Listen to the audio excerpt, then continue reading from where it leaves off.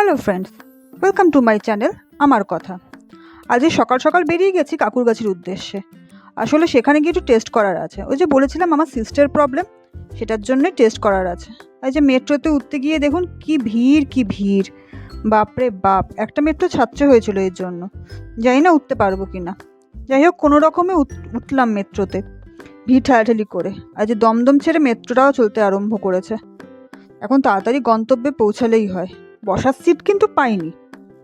Girish park নেমে সেখান থেকে অটো করেই আমি কাকুরগাছি যাই।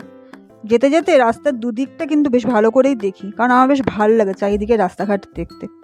আর এই যে আমি বসে আছি, যেহেতু টেস্ট করাতে যাচ্ছি তাই একটু ভয়ে ভয়েই আছি।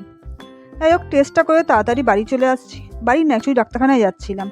আর আজকে ওয়েদারটা কিন্তু আমার বেশ ভালোই লাগছিল, বেশ ফুরফুরে একটা হাওয়া দিচ্ছিল।